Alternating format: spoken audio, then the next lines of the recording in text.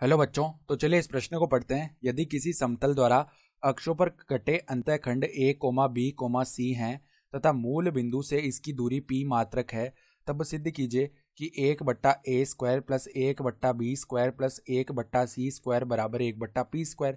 तो यहाँ पर देखो हमें बताया गया है कि एक समतल द्वारा अक्षों पर जो कटे अंतःखंड है वो a comma B comma C है और मूल बिंदु से इस समतल की दूरी p मात्रक है। तो हमें ये सिद्ध करके दिखाना है। तो प्रश्न में आगे बढ़ने से पहले इस प्रश्न से संबंधित जो मुख्य उदाहरण है उसकी हम चर्चा कर लेते हैं। तो देखो मुख्य उदाहरण देखो क्या हो जाएगी। X comma Y comma Z अक्षों पर क्रमशः A comma B comma C अंतःखंडों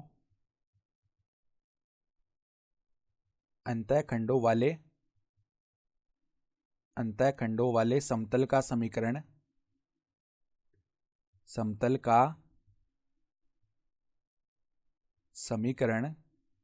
देखो किस प्रकार लिखते हैं अंतःखंड के रूप में। x/a प्लस y/b प्लस में z/c बराबर में 1, इस प्रकार लिखते हैं। ठीक है, तो अब देखो हमें बताया हुआ है कि अक्षों पर जो कटे अंतःखंड है वो a comma B comma C है और मूल बिंदु से इस समतल की जो दूरी है वो कितनी है, p मात्रक है।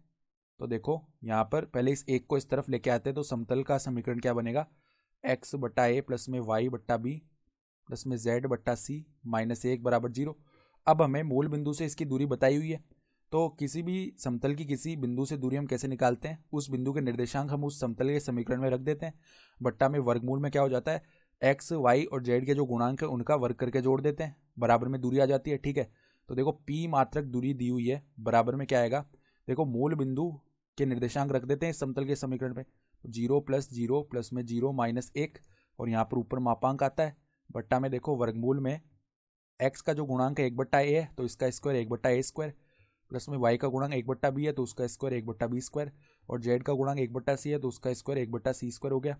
तो अब हम क्या कर लेते हैं, दोनों तरफ वर्ग कर लेते हैं।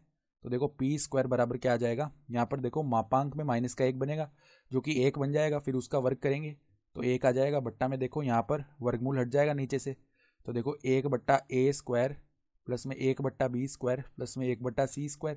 तो अब देखो इस पद को उस तरफ ले जाते हैं और p² को नीचे लेके आते हैं, तो 1/a² प्लस 1/b² प्लस में 1/c² बराबर में क्या हो जाएगा, 1/p²। और यही हमें सवाल में सिद्ध करना था, तो हम क्या लिख सकते हैं, इति सिद्धम, अर्थात दी गई उदाहरणा के आधार पर हमने सिद्ध करके दिखा दिया। तो आशा करता हूँ कि आपको यह प्रश्न समझ में आया होगा। धन्यवाद।